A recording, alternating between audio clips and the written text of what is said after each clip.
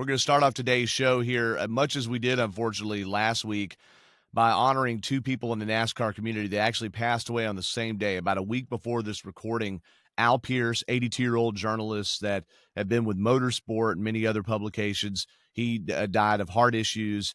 And then even more suddenly, John Edwards, the head of PR for Hendrick Motorsports, who is Jeff Gordon's right-hand man for many years and Kyle Larson's right-hand man, he passed away too. I had a conversation, in fact, with the person filling in for John this past weekend, David. And I didn't know John well, but I knew who he was. And John had just trained David to fill in for some weeks for him while John was going to be off the road as they rotate PR people. So he was already prepared to come to Bristol, but definitely not prepared to deal with a loss like that. And it definitely hung over the whole NASCAR community, as did the passing the week before of Shigeaki Hattori. So let's just pause for a moment and remember John Edwards, Al Pierce, and, as we did last week, Shiggy Hattori.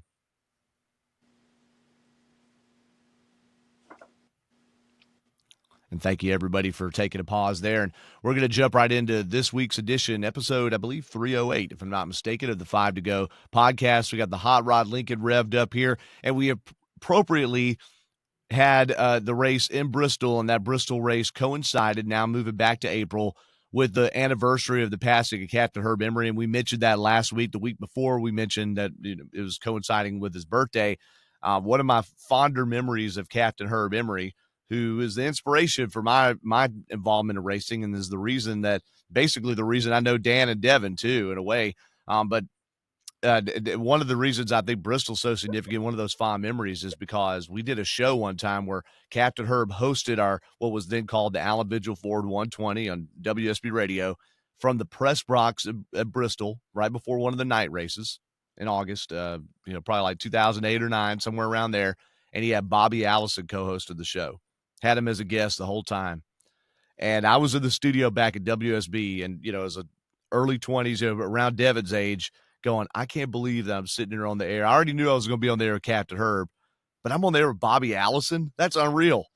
And I have this great picture with Captain Herb and Bobby Allison, too. That's the backdrop of one of my laptops there. So it was cool to be in Thunder Valley, my first ever trip there, which I'm kind of embarrassed to say, but it was an honor to be a part of the Performance Racing Network and get to be on pit road in that loud cacophony of sound. I'm your host, Doug Fireball Turnbull, with PRN, of course, and also get to write the Gridlock Guy column in the AJC. Joined here on the show by another guy who has beaten me to Bristol and to several other racetracks, by the way. He is our roving racing journo, our multimedia journalist from University of North Georgia, motorsports enthusiast, so many things we could say. Our super racing fanalist, too. Devin Kupka, how you doing over there, buddy?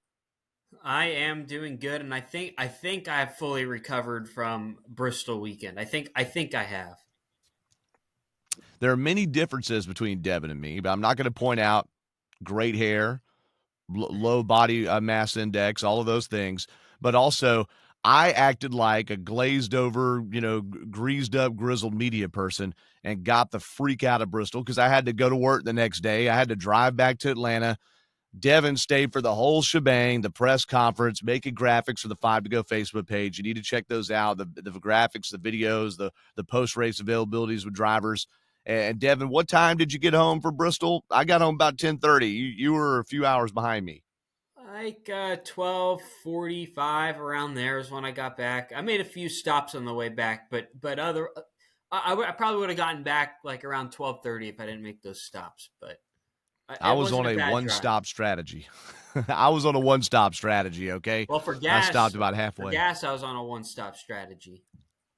Yeah, I think I could have done it in 0 stops on gas, actually.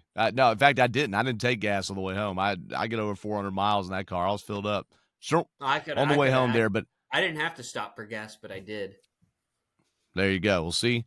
Just more besides BMI, besides great hair, and also just Devin gets gas because he likes it, man. He just loves fueling up, okay? No, anyway, but good to have Devin on. He and I are going to share more what we saw on the ground in Bristol in a moment. Now joining us from the Speed Garage in Dawsonville there. He's the master maker of speed, grinding those gears, always with a great backdrop, too. Dan Elliott, how you doing, buddy? Doing good. Hope everybody is well. I'm trying to acclimate myself to this potpourri of weather that we've had for the last week. Yeah. And I dressed for a warm day and it's cold, and I dressed for a cold day and it's warm. I got to get it together. Each day is giving us both these days too, right? Now, what do you have? Do you like switching out your backdrops a little bit? Think the last week's show or the week before, you had an aerial of the city of Dawsonville that you took Yep. that was blown up into a picture. Looks like you got some Victory Lane credentials there to your left. I've got a little bit of everything. I think I've got a jacket that was done embroidered for the number 9 car, and I thought was really a neat jacket. I haven't seen very many of those. In the beginning, I didn't see I'm many. gonna Venmo Sure. you right now for that jacket. I'm gonna empty my Venmo account for that. So okay, that's amazing. And then the poster, I met some people at a trade show that I went to that were Karcher does pressure washers, and they do other things as well. But I got to know those people sometime in the late '80s and got together a sponsorship deal with them, and they did a poster, kind of a spinoff. They always asked me what I did, and I said I clean up, and they did a poster and kind of showed that Bill cleaning up Victory Lane and me cleaning the car up. Oh, I like that. Yeah, well, you Yeah. can see Bill holding the trophy there. Do you know which Victory Lane that is? No, it's on the trophy. Looks like it might be Atlanta. That's what it looks like it might be. Here's a good problem to have, race fans. Yep. When someone's involved with a race team and they don't know which victory it was. That Yeah, means but they've done a lot of winning. Okay, that means they've done a lot. If you're, and I'm not picking on someone, if you're Ricky Craven and he's holding up a Cup Series trophy, that's one of two places, Martinsville or Darlington. If you're Bill Elliott holding up a trophy, especially in the 1980s, that does not narrow it down very much at all. that's 88 Winston Cup champion trophy. Okay, and that is in Atlanta. That's when That the is in season ended in Atlanta. Atlanta. Very Yep. cool. Very cool. I still pinch myself that we get to do a podcast here with the championship winning team member mechanic. I think that's just Yep. freaking fantastic. Still got my hard hat too. that is if you want to buy any 5 to go merch, respond right here, okay? Yep. Because that's the only merch we've got. All right. Now, look, today we're going to jump into Bristol. You've heard all the hot takes about it, and I want to hear, Dan Elliott, who's worked on race cars and run racetracks. I want to hear Devin Kupka, who's been on the scene and was at Bristol and has seen several Bristol races in person. We want to congratulate, first off, Talking Rock George's Chandler Smith, who initiated the first butt whooping of the weekend. All right. And it wasn't a fight with somebody in the pits. No, he won for the first time for Front Row Motorsports for himself in the Truck Series, and his return back to the trucks there in the number 38 truck, and led most of that race. There was a time where Raja Caruth looked like he might be able to do it, but he had he was on a different pit sequence, didn't have enough fuel. That was Friday night. Only my second time doing pits during a truck race. That was pretty cool. Secondly, Kyle Larson just eviscerated the field in the Xfinity Series and lapped all but a few cars there. And so he won on Saturday in the number 17 Hendrick Motorsports car. That's basically a part-time ride in that Xfinity Series. And then, of course, on Sunday, Alex Bowman started from the pole, led the first spat of laps there. Then once Kyle Larson decided to try to push his tires because the whole field was running at partial strength, if you will, to see if they were going to get the cording issues they had from Saturday. Well, they didn't. Kyle Larson decided to push it. He took the lead, and he ended up leading 411 of the 500 laps. He would have led more had Ryan Blaney not done the long pit strategy during the only green flag pit stop sequence of the race in stage number 3. Ryan Blaney ended up finishing 5th on that, so it was about a wash for him. Tyler Reddick and Bubba Wallace, who ran long also, basically when they got lapped by Blaney, that's when they decided to pit, and they ended up finishing 18th and 19th. All right, so we watched all of that unfold over there, and who should I go to first? I'm going to go to Devin, all right, because Devin, you were there. You were watching the press box, and you came back downstairs to catch the rest from the media center. You were on pit road after the race. How do you assess Sunday? Because a lot of people are upset, not just that the race was dominated by Larson, but that there just didn't seem to be a lot of drama. There didn't seem to be tempers. There wasn't a lot of bent composite bodies. I won't say sheet metal.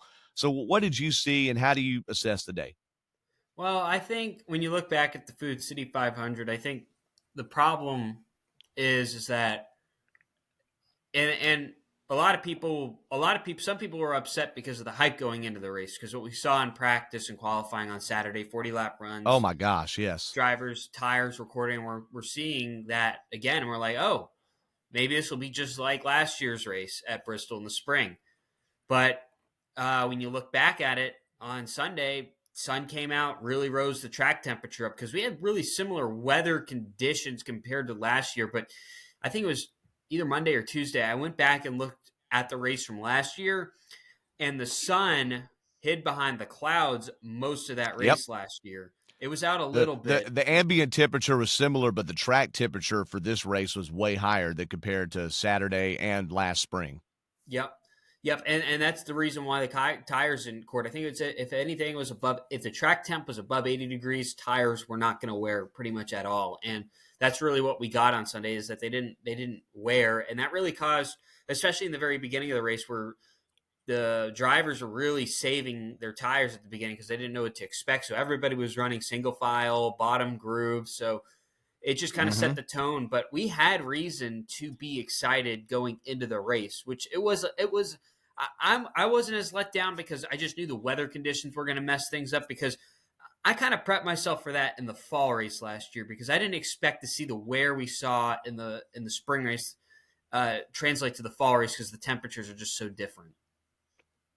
Well, for sure. And they also treated the spring race on the track. They treated it with resin and then switched to PJ1 for the fall September race last year. And then for this race weekend, they also reapplied that track stick, that PJ1 on the bottom groove. I walked right through it and was kind of feeling it out there on Sunday morning. But even Sunday morning, there was still a 50-50 school of thought. There was, well, this might create too much speed, the PJ1, to where it wears out the right side tires more, or that the left side tires would be taking the pressure off of the right side tires. And this is what Greg Irwin, who's a former Cup crew chief, who's higher up in Toyota now, told me that basically people did not know what to expect, and that the left side tires could potentially take the pressure off the right side tires and affect their wear, and make them not wear out so much, which is not a variable I had heard before, to be honest. But that's the point is as I went around the garage both Saturday morning before practice, Saturday during practice, and then Sunday before the race, people really were kind of like, I don't know.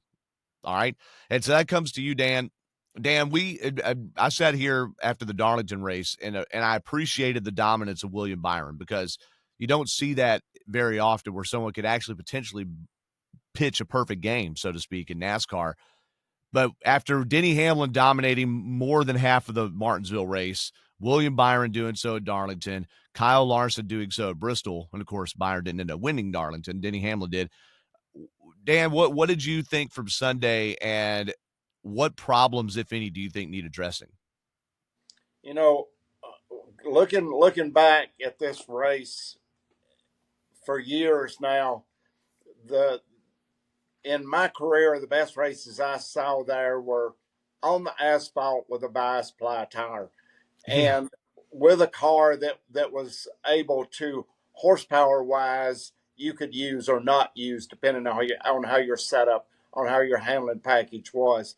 So, given what we've got today, because what I saw, you won't have again. We're going to be different, and going back is a pipe dream for me and a lot of fans as far as going back. And I really think that you had the combination of three things that, looking at Bristol and some other tracks too, but especially Bristol, I think the combination of the Gen 7 car, the concrete, and the tire has really made, and things that you can't control. You can't control weather. You can't do all this other stuff. The only way you could do that would be put Bristol under a dome, and then you'd be able to run with things that you could kind of calculate on what changes you could make, and what the advantage or disadvantage of that calculation. You could really use your AI then to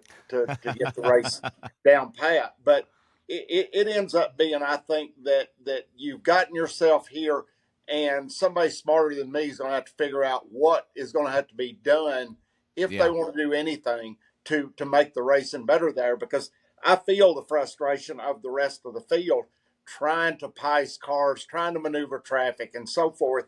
and you just can't do it. And the fact of the matter is I thought that the rest of the field did extremely well because I saw bumping, but I really didn't see a lot of intentional spinning.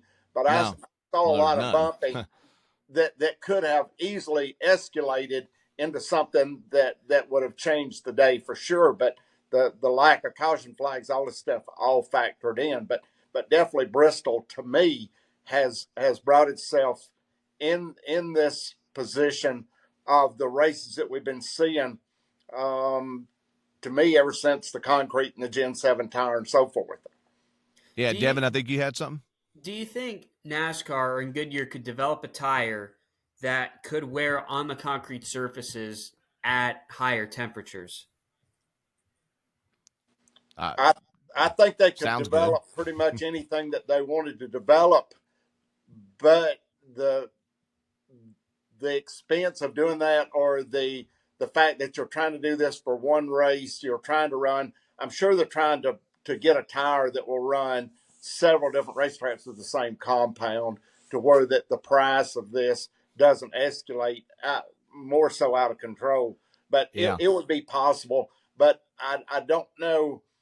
I don't know what the magic answer to this is, because it is one that it was kind of a freak race Sunday. And as Doug said, you're going to have these races, and there's not anything that you factored in that you're going to be able to do about it, or moving forward. It's going to take some real AI, I think, on this, and some engineering to be able to bring races. But ultimately, what do you want to see? If you'd had more caution flags, it'd probably been a more interesting race.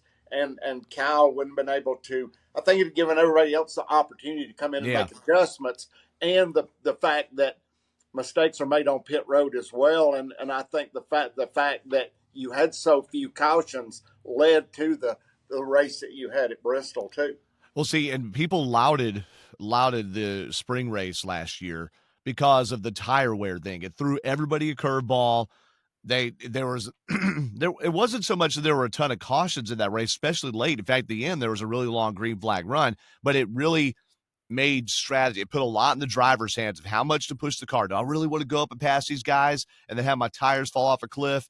Do I want to? Denny Hamlin, I think, crashed twice or had tire issues at least twice in that race and still But won it. everyone knows that track position, Doug, is so important, because Yeah. if you don't make ground up when you can make ground up, you're not going to do it. You're going to be relegated to being behind whoever's in front of you, and you can't do anything about it. With a tire that wears out, though, you can make strategic choices. So if you had more tire deg, to really sound engineering type, more tire deg, all right. But if you had more engine to buzz the tires, if you had things, characteristics of the car to change, so dirty air was less of an issue. Okay, there's 3.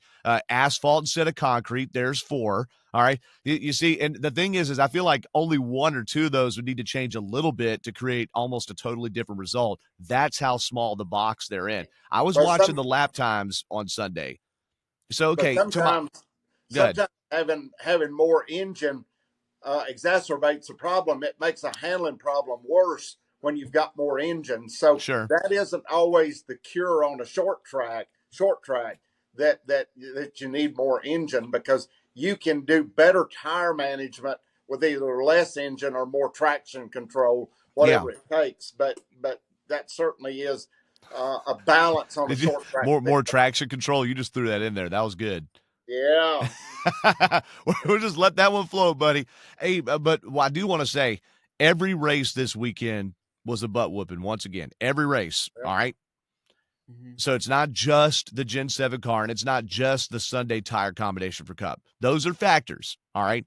But just remember the trucks was a butt whooping too. Whatever. The truck race was a butt whooping. And the Xfinity cars, which are supposed to be the best ones ever. Oh man, best racing in NASCAR. That was also an absolute clinic by the Dominator, Kyle Larson. Devin, you had something. Then I want to soon move on from this. We got some more to talk about. Well, I was going to say, to Dan's point about track position being so key, only 8 drivers finished on the lead lap on Sunday. And you had that situation in the Xfinity series as well where, I don't know, I don't have the thing pulled It up was on here. 9 on Sunday, by the way. It was what? It was 9 on Sunday, not 8. It was Because I 9? have it in front of me here. AJ Allmendinger finished right in front of Larson coming to the flag, so it was 9. Yeah. But sorry, you had 9 on the lead lap Sunday, and then you were saying on Saturday? Well, on Saturday it was kind of similar too. For a while, it was just like, oh, how far is Kyle Larson going to lap the field? But funny fact, actually, I have it pulled up here. This is they had the longest green flag run in a NASCAR Cup race since 2016. Actually, you have to go back to the fall race at Dover. 202 laps was the longest green flag run, and Bristol had the last 235 laps went green. So that just kind of tells you that's because that fall 2016 race is right before stages came in, and NASCAR's kind of gone back and forth with how long stage 2 is and all that, and where the final stage begins. So that's a great point. Was made on Sunday. Well, and when you say longest green flag run, you mean in terms of number of laps. Of course, 202 green flag laps at Dover is 202 miles, whereas 230 something at Bristol is divided in half. It's 115 miles or whichever, right? 116 miles. So, but in terms of number of laps, that is also why the laps led column could be a little bit deceiving when you look at, God, how did so-and-so lead 500 laps this year? Well, they dominated Bristol and Martinsville. That's how, but that's a great point, is that it was the longest green flag run. You also have, and I'm not dumping on any one thing here, because to me, it was still Bristol. It's still exciting to see these cars somehow make it around that half-mile steep banked oval and how loud it is. There definitely was an energy in the air, although we left disappointed for what our expectations were. But Devin, you got some stats about cautions. I do. You do. I want to crunching them numbers. I want to start this one with Kyle Larson and how good he's been at Bristol. 873 out of the last 1,000 laps he's led at Bristol Motor Speedway. So that's over 85% of the last out of the last 2 races that he's led. So he's led at 873 that's a big out number. of 1,000. When it comes to cautions at Bristol, this was the lowest amount, so they only had 3 on Sunday. Since the summer race at Bristol Motor Speedway in 1982, when Darrell Waltrip was in the middle of a 7 or 6 race win streak at Bristol Motor Speedway. I think I have it pulled up here. I think it's 7 at Bristol, and that stretch in the early 80s there. So only 3 cautions, first time since 1982. And then if you really take the stage breaks out of it, it's the first time with only 1 natural caution at Bristol since the summer race in 1964, that race led by Fred Lorenzen. That's crazy. Lorenzen, yeah. Hey, by the way, Devin, I meant to give you crap because you really struggled with Fred Lorenzen's last name in our recap video of the 5 to Go Facebook page. I did, because the reason is because my handwriting's so bad, and this is the same note sheet I used on Sunday after the Cup race. My hand, you can't see it on here because the camera's not focusing, but you can see a little bit. I didn't fully complete the end, so I was like, huh? So I was kind of confused a little bit, but. If you would like to buy our only piece of 5 to Go merchandise, Dan's helmet with the masking tape on it, the duct tape on it, and if you would like a race used piece of note paper for Devin Kupka, respond right here. Respond right here. Track. All right, like, subscribe, mash that button. These 2 items are from the track. I'll autograph them and I'll sell it for like $5. There you go, 5 to go. And if you're good, Devin will let you use a second bed in his hotel room the next time he goes to the track. All right. So, this is big. This is big. Respond right here. Okay. So, hey, Doug, let me ask you a magic question here. Okay. I've just been thinking about this. Are we throwing the pressure on Goodyear is it Goodyear's fault we're not having good races and places? Or are we throwing are we kind of doing the blame game to where they're getting the pressure for this? Because it's I don't hear as much about NASCAR or anything else or the manufacturers or anything. If they can do anything, it's basically NASCAR and Goodyear, and the product is what it is. Well, so are we expecting a lot out of Goodyear that Yeah. maybe needs to be shared equally in other places? Well, Goodyear's made some progress on this, right? Because they have Yeah, but softened is the it time. their responsibility to provide fans with a great race? I know that they want to be able to do that, but is it totally their responsibility? It's every stockholder or stakeholder's responsibility too. You Yep. can't separate Goodyear from the race car. You can't separate Goodyear from how you treat the track. You can't separate Goodyear from what the track is made out of. If you talk concrete versus asphalt, and it happens different places, right? So I think Goodyear has made more strides, and what we've heard here, and I know Devin, you have something to say about it. I know from what I hear other people say, right? Dale Jr.'s talked about it. Denny Hamlin's talked about it. Other media members have talked about it. Goodyear is pretty much maxed on how soft they can make that tire because the racing tires have to be made by hand in that facility. And to go even, and I don't know how this works, but to go another notch down, not only do they risk tires not lasting and all that stuff that they don't want to have happen with their name on it, but there's only so much that they could do. And there's some union things involved in it because it has to be made by hand. I don't know exactly how it works, but it's easy for us to go spend everybody else's money, right? But the point is that at some point there's going to be no money left to spend if you continue down the path of everybody doing the exact same thing and not being able to move very much. Which, by the way, we started this season out, just to remember, with some bangers, all right, and not just Daytona and Atlanta, but Circuit of the Americas was a really, really good race that had tire fall off. People were praising Goodyear, tire fall off. And then you went to Phoenix. The option tire was a great addition to that race, but even on the harder tire, it was okay. And although Christopher Bell dominated, you felt like he had to go up and grab the brass ring. Vegas had Josh Berry crowned as a new winner and seemed to have a good bit of passing. And Homestead was all right too. All right, because the tire wear, you couldn't avoid the tire wear. It's only since then that we've gone really to some of the best tracks on the schedule, and we've had some of these butt whoopings, and people are all up in arms there. Devin, what you got? I think when you look at the short track car with the Gen 7, I think now it's really 75% NASCAR and then 25% Goodyear. I think when you break it down, because I don't know how much they can really change except maybe outside the tire, because I feel like that NASCAR's done a couple of changes to this Gen 7 car, and we're in the middle of its lifespan. So realistically, how much more is NASCAR going to want to put in this current generation car than say, why don't we just invest in a new car? And another thing too with the tires, with this Gen 7 car, they're much wider than they used to be. And you can kind of Yep. correlate it's the car, but also look at the tire, look at short track racing. Yep. There's kind of that fall off when you start in 2022 to present, and then 2021. Prior to that, the racing was fine. So I think it's and the whole platform is stiff too. So where it used to be, think about bump and runs that you enjoyed over the years of Bristol. All right, think about bump and runs that we've all enjoyed. We love the highlights. Jeff Gordon rooting Rusty Wallace out of the way to break a winless streak that Gordon had. All right, Dale Earnhardt, Terry Labonte ×2. Warburton getting punted by Dale Jr. and throwing his heat shields off the car. Matt Kenseth punting Tony Stewart and Stewart slinging his helmet. All that stuff. These cars were sensitive in a way, right? You didn't take much to damage them, and it didn't take much to move them, right, Dan? It didn't take much to move them. Go up and give them a little shot in the shorts, and they were out of the groove. Now you can pound the living dog feces out of the back of one of those cars, and it doesn't knock your radiator out, and it doesn't knock the car out of the groove because they're able to shift down and shift out of a mistake, right? So that's also part of it too, is you've got wider tires, a stiffer platform, the shifting now with the 5 speeds to be able to make up for it. And that's at all short tracks. That's not dog and Bristol. That's even at road courses to a certain extent too. I mean, Dan, I'm all into something there. It's not just one thing. It's not just Goodyear, and it's not just one factor on the next gen car either.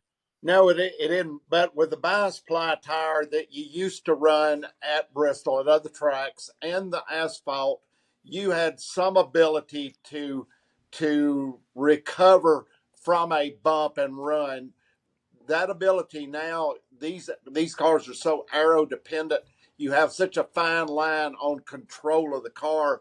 Now, to me, it's more wreck and run, because Yeah.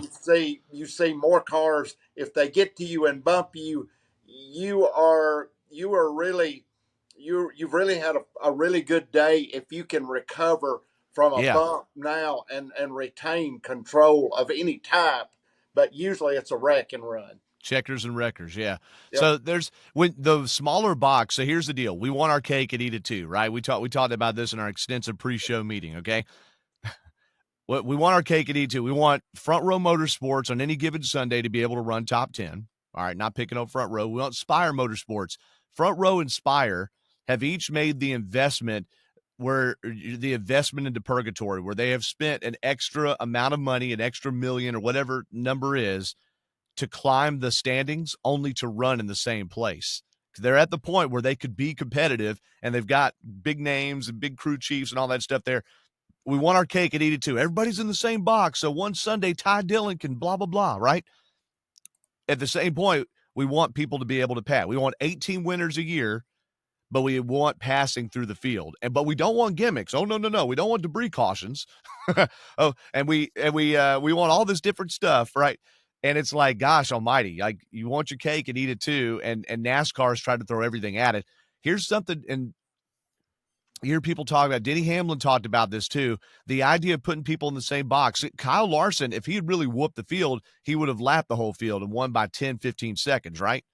If it was a real, like a traditional, like an old school, Bobby Allison's pit crew has Coca-Cola checkered pants on, butt whooping, all right, he would have won by 10 seconds, or he would have lapped him twice, or he would have done something like that. He still only won by less than 2 seconds, even in the Xfinity race, because the cars are that close together.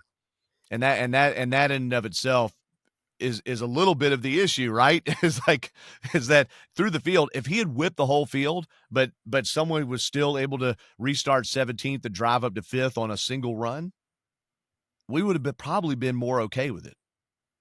The spectacle looks closer on TV, but they're also not passing. It's this really weird conundrum.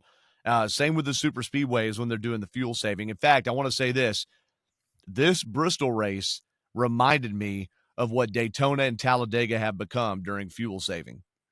Everyone running within a couple of tenths of each other. Oh, it's close together. At any point, Denny Hamlin could catch him. But there is a zero to be gained by getting out of the single groove and trying to pass. Only a few cars Sunday were able to do it. Ross Chastain started 35th, and it took him all dang race. It took him until the last pit stop to drive up to where he finished in 7th. All right. William Byron started 26th. You didn't hear his name all day. He finally finished 6th. And some other guys that you think would be able to just kick that butt, Joey Logano, who hasn't had a top 10 at Bristol, I think, since 2019. Something ridiculous. It's a lot of races. Joey Logano started 38th. He crashed in qualifying. He was 3 laps down, 24th. Chris Buescher won 3 years ago there, 25th place finisher. He didn't move all day long. That's a problem when you some of your studs, and some of them can, but a lot of them could not. There was almost zero to be gained by getting out of the groove and trying something different and going up toward the front It in was that race. almost like Talladega, where you pull out to pace at Talladega and That's go to the rear exactly of the it. field. That's exactly what I was going for there. So amen to that. Now, I mean, so many differences in those, but the super speedway next gen effect is in effect on the short tracks. The top 10 in this race, Kyle Larson, of course, led 411 of 500 laps. He started 3rd. His teammate Alex Bowman won the pole. Bowman, by the way, 3rd bad finish in a row. He had a rare engine failure, although these engine failures have become a lot more common these days. You'll love this, Dan. PRN, even though Alex Bowman was not my driver, his repair was going on closest to me on pit road. The garage repair area was on my section of pit road, which was where they entered on the front stretch, okay? Where if you're a front stretch pit, you enter, okay?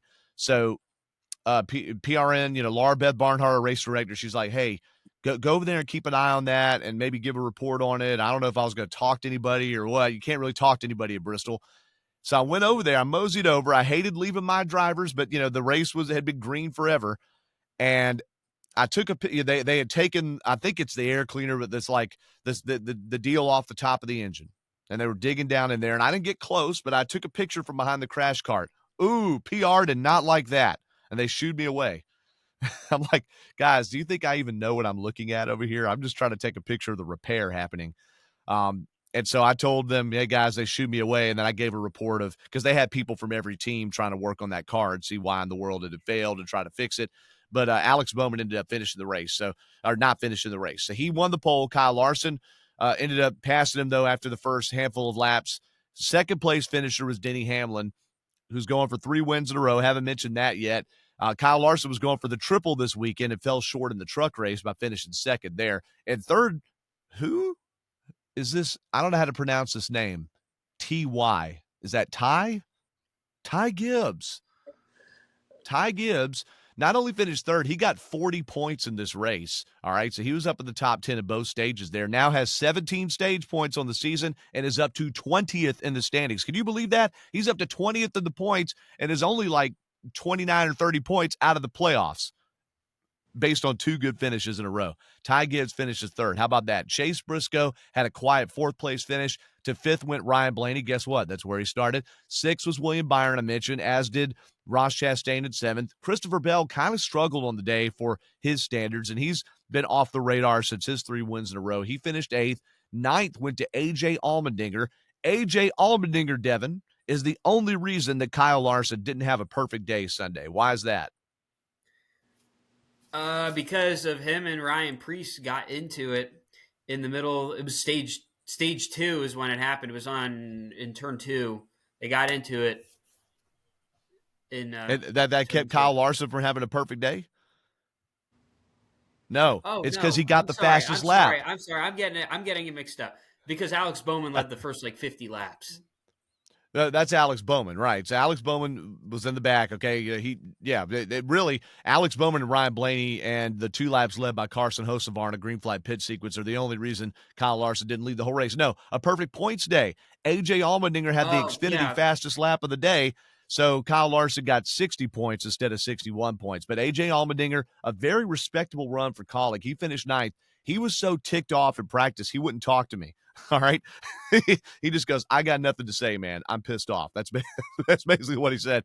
And then after qualifying, when he put it in 8th, he apologized. He's like, hey, man, I'm sorry. I didn't want to talk to you before. And he gave me a great interview. 10th went to Austin Dillon, who was the first car a lap down. I want to mention Carson Hocevar ran 11th. He started 9th and drove into the top 5 and had the car fall off the jack during the second pit stop. They had to go grab during the last pit stop, they had to grab a second jack and jack that car up to redeem the day there. And so he ended up finishing 11th instead of maybe 5th or 6th. That was a great run for him. Justin Haley, by the way, had run in the top 10 for a good bit of the day, and he finished 13th. But Michael McDowell, their teammate, started 13th and fell pretty quickly back outside the top 25, and he ended up finishing 30th, 5 laps down. So way different than his teammates there. So that's the big stuff. Also, Jesse Love had his Cup debut. He started 19th. All right, better than his teammates. All right, right around his teammates. Not better than him, but right with his teammates. He's right ahead of a lot of big names. Jesse Love ended up 30th by the end of stage 1. He had gotten out of the bottom groove, tried to run the top groove, corded his tires. One of the few drivers to cord their tires all day, and he finished 5 laps down at 31st there. Also, some people miserable days. Daniel Suarez finished 33rd. My gosh, just awful. Just what happened with Trackhouse. I don't know. The whole team was sunk after Saturday. Ross Chastain made something out of it. And Suarez finished 33rd, 6 laps down. Shane Van Gisbergen was the only crash of the day, and he finished 38th. He actually started 36th and dropped to 39th as soon as the race started. I'm sitting there, I'm following his car going, my gosh, SVG. And then he crashed before he could really show how bad he was out to lunch there. Doug, but a tough if you hadn't day. had stage breaks and you would have run all the laps without the stage breaks, how many cars would have been on the lead lap?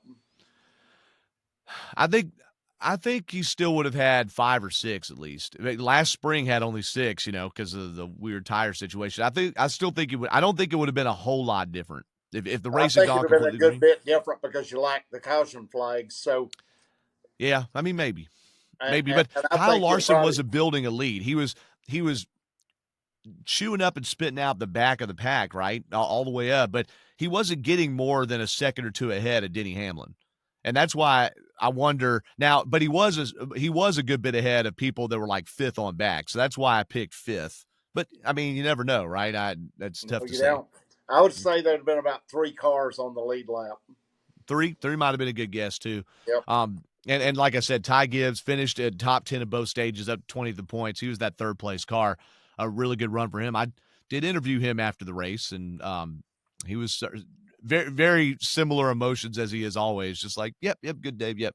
But really, he needed that run because it seemed like the wagons were circling there. As far as the point standings go, William Byron for the regular season standings leads Denny Hamlin by 30 markers. Christopher Bell is third in points. Kyle Larson up 2 spots to fourth after disastrous Darlington crashed on lap 4, right? And then was part of the deal at the end of the race that shook it up. Chase Elliott was persona non grata once again all day. He struggled at Darlington, struggled at Bristol. He's down a spot in the standings to fifth, and it's got 5 top 10s and 9 races, but only 44 laps led, still no stage wins, only 49 stage points. He actually has one more stage point than Christopher Bell. That's kind of weird.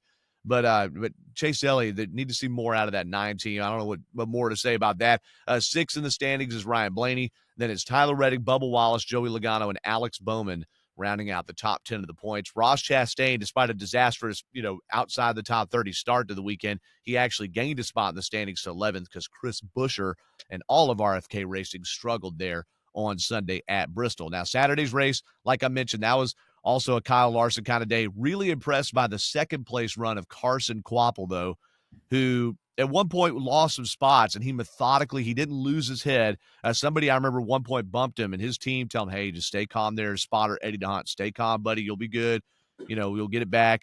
And he was able to methodically gain and get it back. So he finished second to Kyle Larson. Justin Allgaier, his teammate, was third. Their teammate Sammy Smith was fourth, and Brandon Jones, who won Darlington, ended up finishing fifth in that race there at Bristol. Any more thoughts, I guess, boys, for Bristol before we talk about a couple other things? Get out of here.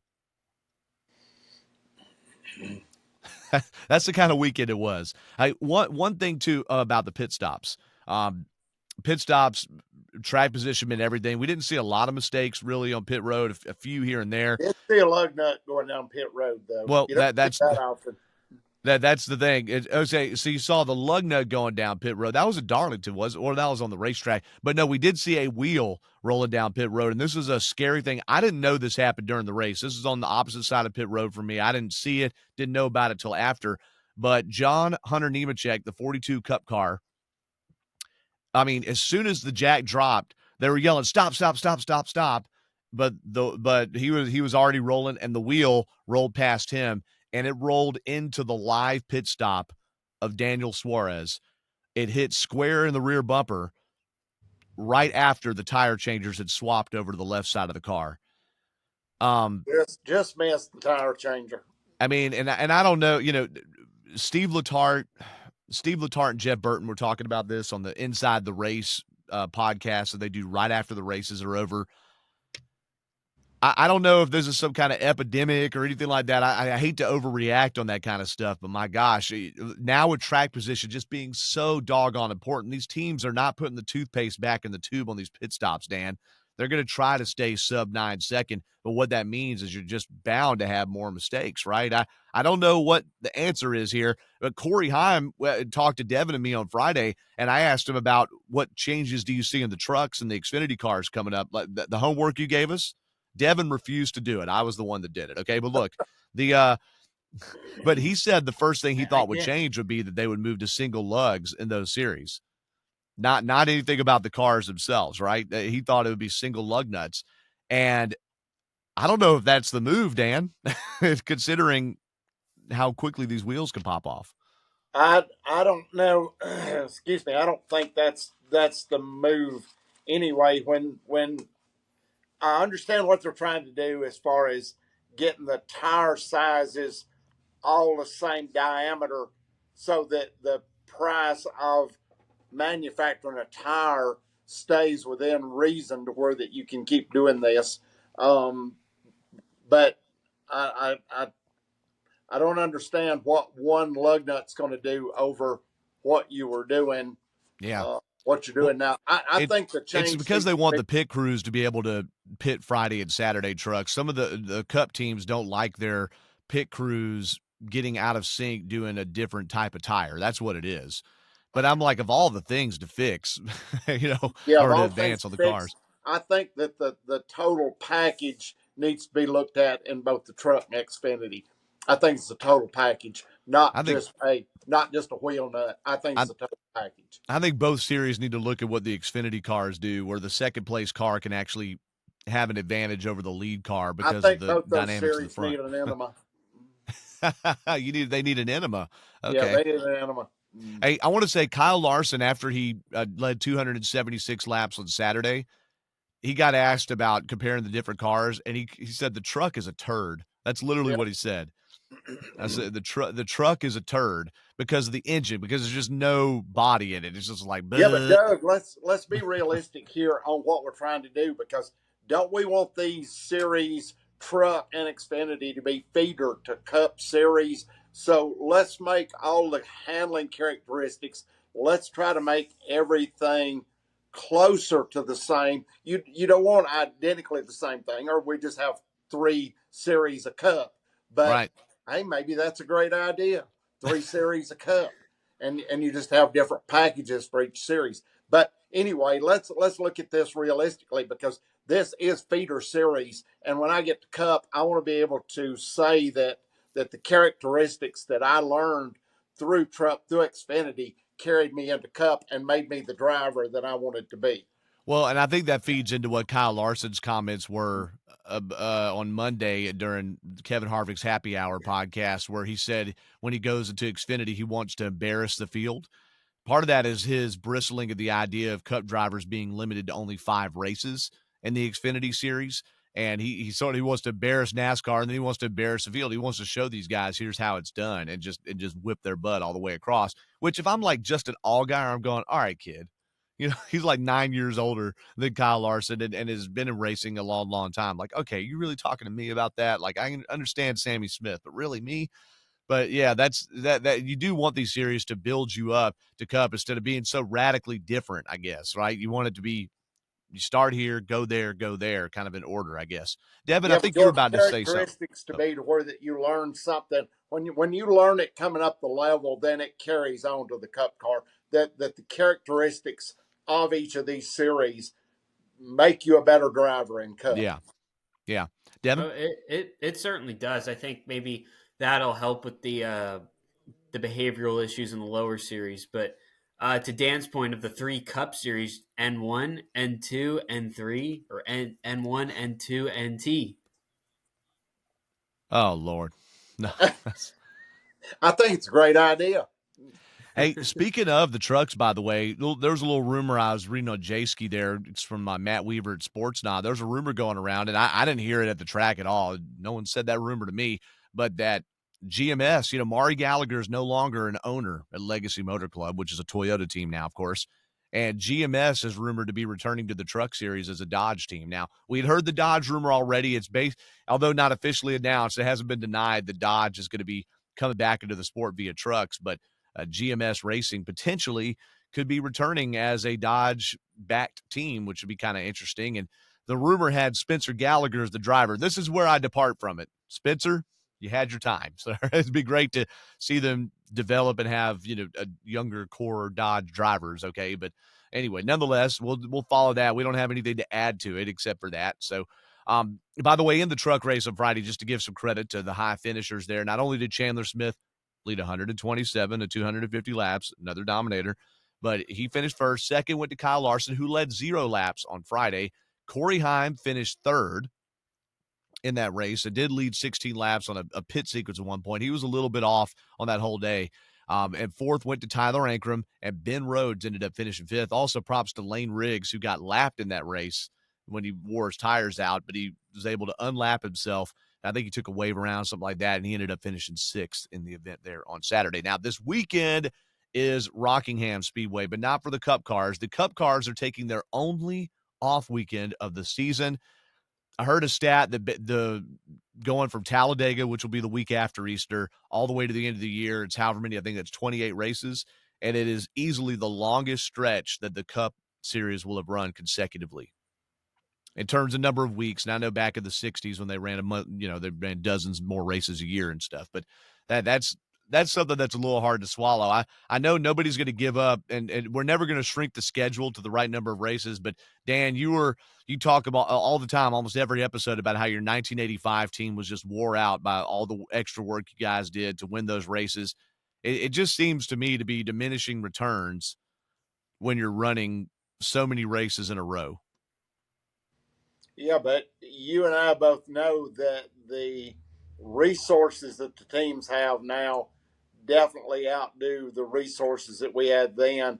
And burnout should not look. You've got no practice much at all. It's so different anymore that I think they could run a 52 race season and still be.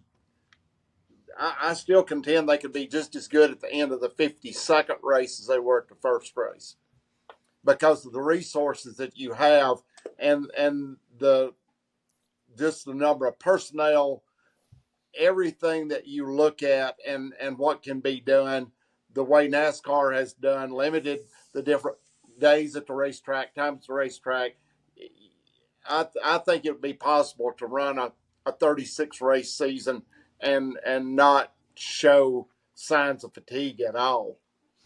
By rotating people out, or I think that the fact that you're not wearing out the only people that you're going to wear out is the road crew, truck driver, and so forth. Well, and that's with the not ability to insignificant. have several trucks and being able to load these trucks while one team's at the racetrack, the resources at hand is so different. And I think the abilities, given that you could have a season that you could run, like I said, I think it's capable to run every weekend.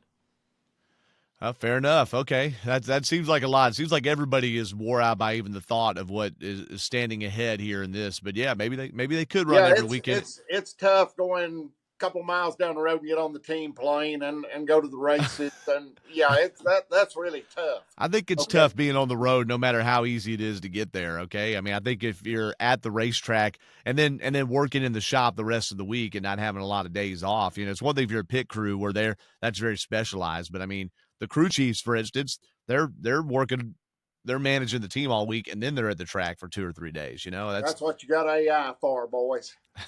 There it is again. How many times did we say that this weekend, Devin? Hey, we had some fun with that. Hey, that's looking where ahead, that's where the robots are going to come in. It could help in the shop for sure, and we already have seen it do that. Hey, so the Xfinity and Truck Series, I don't think there's any Cup drivers. I'm robot to get my snacks for me or get my lunch for me, and then let me do my work. Let the robot do the AI work. Okay, assistant. got it. Yes. Yep. Yes, Yeah. AI assistant. There you go. Go get me a Coke. Go get me a Coke and a couple dozen Krispy Kremes, and I'm good. You'll be good for that moment. Yes, I don't know how good your stomach will be 2 hours after that. So check it. So Xfinity and Truck, they are at Rockingham this weekend with the Cup Series off for Easter. Look at the entry list there, just names that aren't in every single race. Patrick Emmerling's going to be in the Xfinity 07 SS Greenlight ride.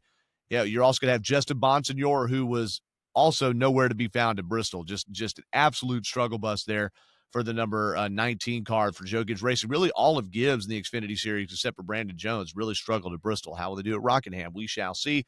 Catherine Legg is going to be back on the racetrack. In fact, she's announced she's going to run more Cup races. She'll be in the Jordan Anderson Xfinity car, number 32, this weekend. And here we go, Dan. The guy that replaced your brother when he went into semi-retirement, Casey Kane, will be in the number 33 Richard Childress Racing Chevrolet. Crew chief Andy Street's a similar team setup to what their third Cup team is. He'll be in the 33 car again in the Xfinity Series. HendrickCars.com, the sponsor for that former Hendrick driver. And looking down the field, the number 45 will be run by Vicente Salas, who has run some road course races. This will be for Alpha Prime Racing. The 53 will be entered. They haven't announced the driver for that yet. The 74 team will have Dawson Cram behind the wheel. They skipped the Bristol race. The 70 car, I skipped over that. Thomas Annunziata will be back behind the wheel of that for the Cope family racing team. You also have Austin Green entered. He's usually in the 32, but Catherine Legg's running that, so he's going to run a number 87 for Jordan Anderson Racing. So Jordan Anderson is entering 4 cars there. And then you also have Josh Bilicki in the number 91. Also want to point out on the 07 machine, Patrick Emmerling is driving it. This past weekend for SS Greenlight Racing, the 07 was supposed to be Nick Lights. And then I realized during the race when I was refreshing the running order that Alex LeBay was running the car. And I never could get an – I didn't know until the races started that they had done this. It was kind of low-key, right, back in the pack and all that. And then I heard – I switched over and I heard them saying, hey, man, sorry about your shoulder. So Alex LeBay's shoulder was hurting. Then they were going to pit to make a driver change, and they had not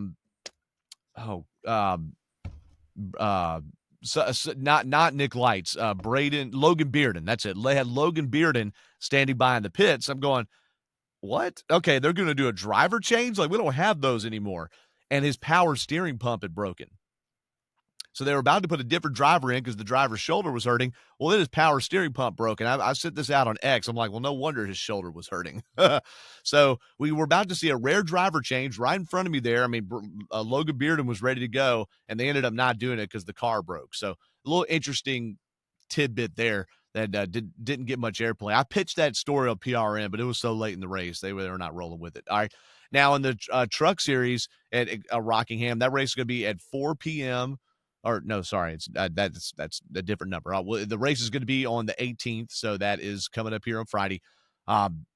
Brandon Jones is going to be back for Tricon Garage. He got crashed in the Truck Series Xfinity race at Bristol. Nathan Bird will be there for Young Motorsports. Stephen Malazzi for Rayoum Brothers Racing in the number 2. You have Sammy Smith who's going to do double duty that weekend in the 07. Corey Day will be in the 7 truck. Going down to pick out some other ones, Cody Denizen will be in the number 22. He's not a full-time competitor there. That will also be the Rayoum Brothers team. And you have Luke Fenhouse is going to be in the 66 truck, along with, Justin Carroll in the number 90. They're mostly full-time, but not completely. So those are a few of the other names you'll see in the trucks besides their full-time competitors. Oh, and one more. A team that was full-time, but is now running a very limited part-time schedule. Timmy Hill, baby. Timmy Hill. He'll have the Hill Motorsports, number 56, entered in that event. So we did see something there, Devin, during the truck race Friday, just to spend a moment here.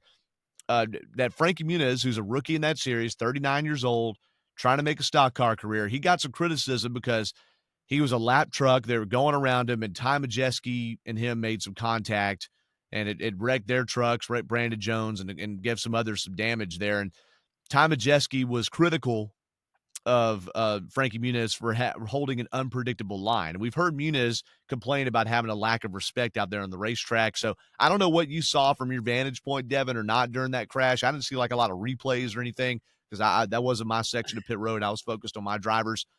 But it is a tough place to be if you're a lap driver trying to get experience and there's nowhere to hide at Bristol. Yeah, and it's kind of tough. And I thought it was kind of funny how the wreck ended up happening, where you had the two drivers essentially being able to talk to each other because Muniz was facing one side and then Majeski was facing on the other side, so they were able to talk to each other. Yeah. Right there. I thought a fight. Yeah, their drivers' doors were stuck together basically. That I'm sure there was some gesticulating and whatnot going on right there. Okay, but Ty Majeski, who should have been a contender in that race, DNF, did not finish. Frankie Muniz continued, although many laps down in a damaged truck. So that was a tough result. But another race, and besides that crash, there were a couple other spins and incidents, but really that race didn't have that drama factor either. It was really a butt whooping by the leaders in that event too. So Rockingham's what's on tap for this weekend. Let me get you the schedules. They say that in England.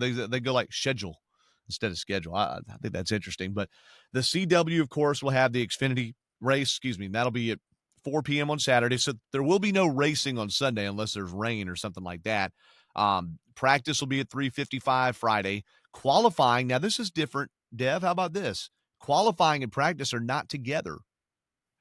There's going to be practice, a 50-minute practice session, 3:05 p.m.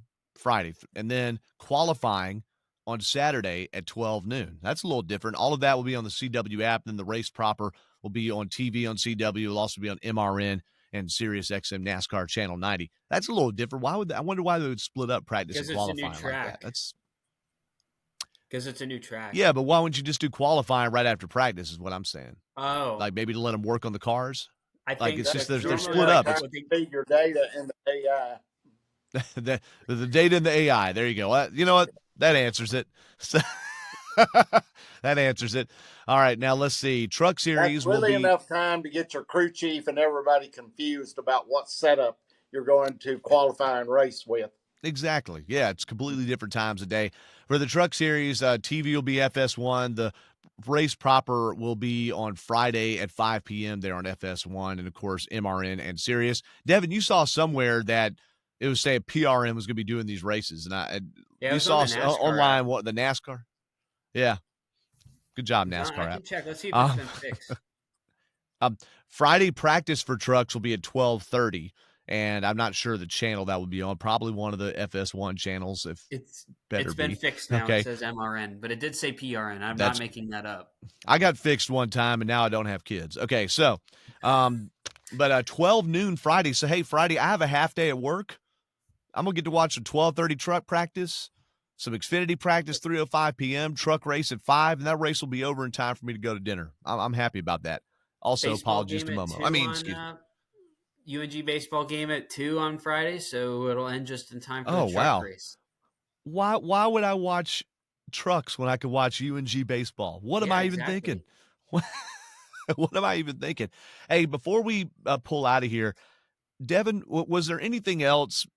Just either whether it's juicy garage gossip or just vibes, anything that you want to take from actually being at Bristol in person?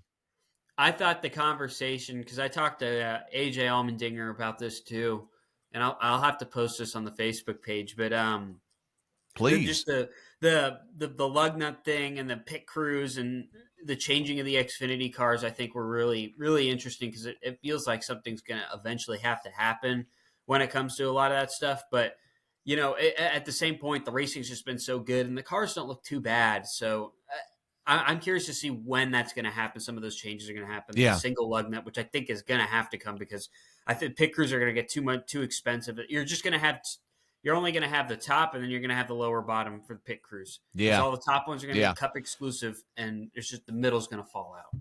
I feel like So look, eventually. Dan, we did our homework. No one had anything too specific to say except about lug nuts, but I heard from someone in the industry who should know that expect in the next couple of years to have bigger platform changes on the Xfinity cars and the NASCAR trucks, of course, Yeah, too. but So I just can't believe that your cup inventory of cars has got to be getting pretty ridiculous on how many cars you have, even though that the same cars run a lot of different places, and you're able to the ability to get these cars fixed and the expense and so forth.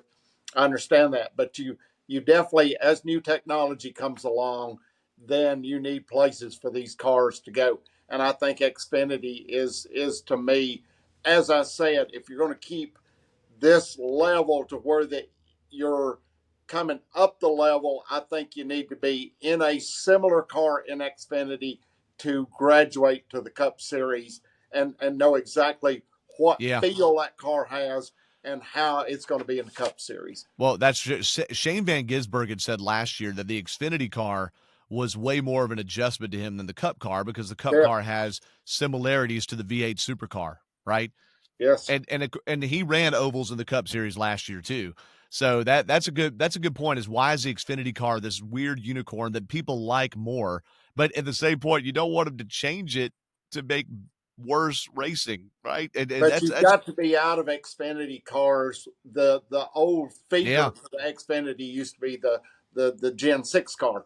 So Yeah, I think now it's the feeder to the Xfinity is you do have old Gen 6 elements there, but it's really when Junior Motorsports and Joe Gibbs are done with their cars, it floats downhill. I think that's where it's going because those teams are really the two main staples in there. Yeah, because that's a great you point, would Dan. love to be able to build a new car, because I know when we were running, the whole deal was you wanted new cars to go to the super speedways. You wanted them to go to places where the stress levels were so great on the frame, much like a Bristol is now, the concrete cars. You want to be able to build a new car every season, not for every race in a season, but for Yeah, every year you wanted a new car.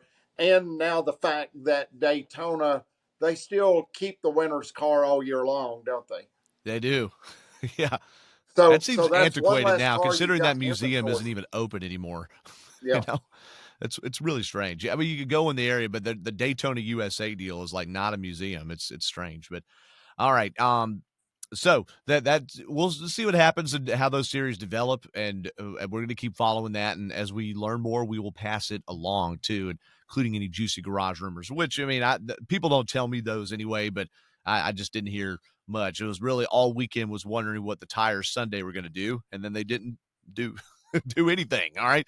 So I don't think anybody predicted. I remember Mark Garrow saying during Saturday or before Sunday's race, well, we know what the fuel window is, but we're not going to have to worry about that today. In the end, it all came down to the fuel window. Ryan Blaney would have stayed out there in the lead if he could have made it to the end of fuel. That's how crazy that was. So, all right. Let's wrap this show up here. Talladega is next. Now, next week, I'm not going to be on the show. Devin and Dan are figuring out how the show's going to happen to be packaged to you. So we'll hopefully have something out there after Rockingham. Will be a good week to talk about some 30,000 foot stuff of the sport, although we kind of did that today too with the development of the car and the tires. But then we'll be back in full force after the Talladega race. I'll be back after that, and we'll break that down. And I'm sure we'll find the next thing the NASCAR Nation has their pitchforks all ready to circle about and see. But sometimes you take a step back and just realize that it's still some of the best racing in the world. I want to mention some of the other series that did put on some shows this week. Just a few. We saw the Cars Tour run here in our home state of Georgia, Cordele Speedway. Dale Earnhardt Jr. says the first time that tour has ever run in Georgia. How about that? Now, it's not a super old tour, but still, that's a pretty big deal. And they ran down to Cordele. I believe Connor Hall, who drives for Junior Motorsports, went to victory lane. Dale Earnhardt Jr. was in that race, did not run very well. I think he had some issues, and the race ran long, so they're working to fix that. I did watch part of the highlights. One of the cars did shoot over turns 3 and 4 and out into the watermelon patch, and they had to bring a four-wheeler out there to push them out. That was pretty entertaining.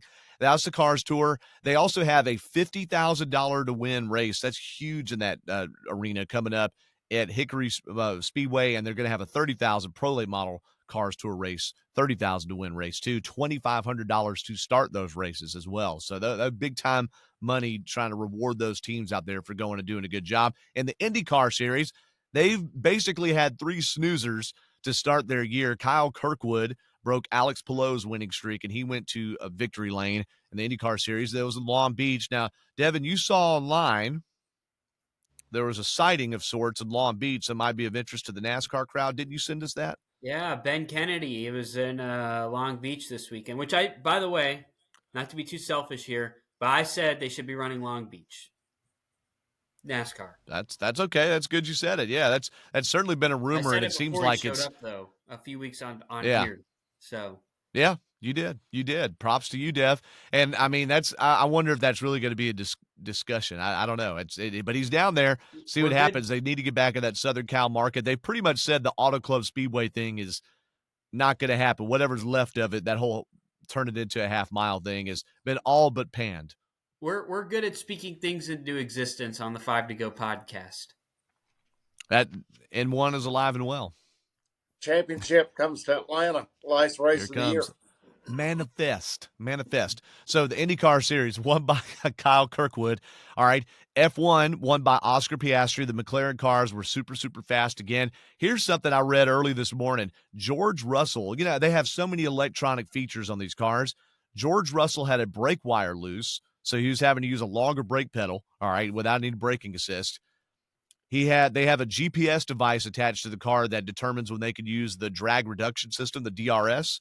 They had to manually use that, so it means it would have been easy to make a mistake in using it. At one point, he did. He hit a backup radio button that hit the DRS button, and they also did not have timing and scoring attached to the George Russell car. All right. So that meant that Formula One turned the whole scoring timing system off and had to manually enter the scoring. All right, talk about throwback weekend because George Russell's GPS interface was off. All right, he still finished in second. All right, that's incredible with all that stuff going on in there swatting flies, and he was able to put that silver arrow in the second spot. But Oscar Piastri there won in Formula One, and Dan Elliott. Rarely bring up drag racing. You're the one that keeps us honest with NHRA. How about your boy Tony Stewart? did a great job. I was really proud of him because coming from a oval series and going into drag racing, this is just incredible. He won his first ever, or the first time winning in Top Fuel. He had won in other divisions, right? Like a little bit lower, Yep. but he moved up to Top Yep. Fuel, driving his wife Leah's car. Is that it? And then won. And then won. That's incredible. We didn't say in one. We said and then And won. then he won. There we go. And then he won, not in one. Just so you're clear. So very cool. Well, Dan, since we ended on a drag racing note there, any final thoughts from you in the speed garage of Dawsonville? Absolutely. My mind has been working here. And Devin, I've got an idea. You come up and we're going to put together a show for next week. All right, let's do it. Let's do it. I've got something. See what happens when I get out of the way? This Yeah. is amazing. Oh, so we're drinking champagne on the next episode?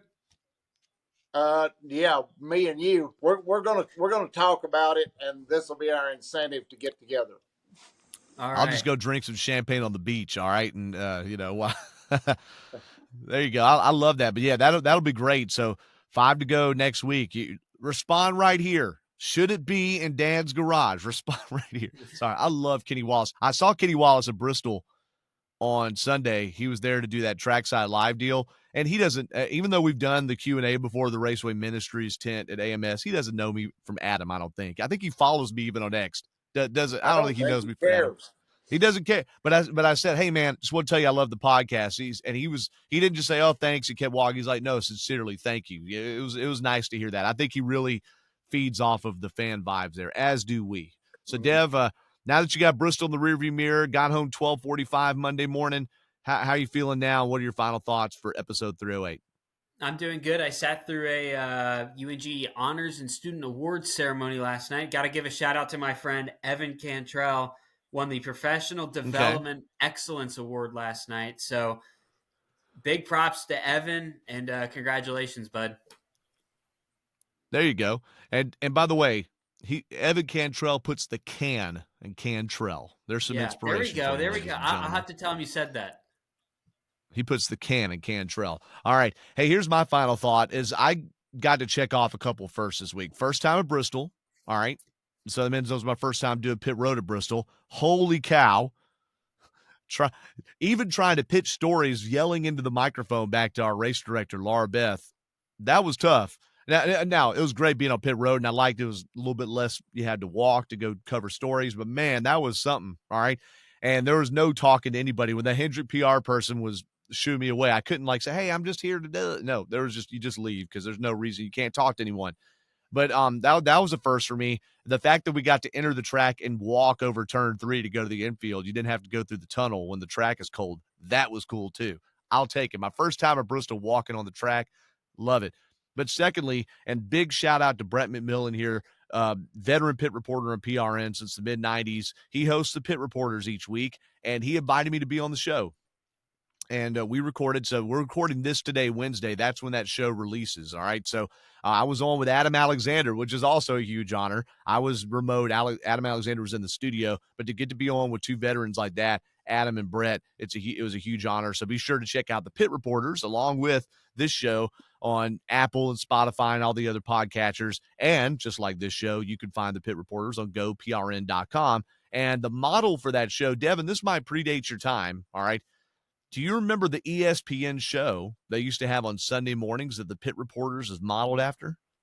No. This is before every channel had just sports panels yelling about topics over and over again. This was kind of the classy way to do it. They had a show on Sunday mornings hosted by the late John Saunders called The Sports Reporters, where they would open up, and it was basically like how an editorial column in a newspaper or website reads. It was that kind of discussion. It was a little higher brow than having Stephen A. Smith yelling, okay? Quite frankly, it was a little different than that. It was a lot different than that, actually. And that Sports Reporters show debuted in the mid-2000s, and then Doug Rice brought that idea, or the way I understand it, Doug Rice brought that idea to PRN for the Pit Road Reporters, and that's similar to how we do it. For sure, you have like the final thought at the end, all that kind of stuff. So anyway, very cool time to get to chat with Brett and Adam there. And hey, I hope I get to do it again sometime. It was a lot of fun. Dan and Devin, thank you so much for making time this morning. We had to delay this a day for different things. And Dan, I hope you're feeling better. And, we're going to do this again here very soon. Appreciate you, Sounds boys. like a deal. Looking forward to Talladega. That's it. It's going to be fun to talk about for sure. Thank you, everybody, for listening. Go on our 5 to Go podcast Facebook page. Devin's got all sorts of great content there from the weekend. I did not contribute as much as I needed to on that. We got some good pictures of tires, though, at least for me. That's about all I did. But, Devin, you do such good work, and I'm really grateful for you, buddy, and looking forward to what you have from the next time you're at the racetrack, Talladega, or whatnot. We thank all of you for listening. Be sure to like and subscribe. We're here on YouTube, but we're also on Apple, Spotify, GoPRN.com. Try to put it out a show each and every week. And for Devin and Dan, I'm Doug. Thank you so much for listening to the 5 to Go podcast. I'll talk to you in 2 weeks. These guys looks like they'll be with you next week. See you soon.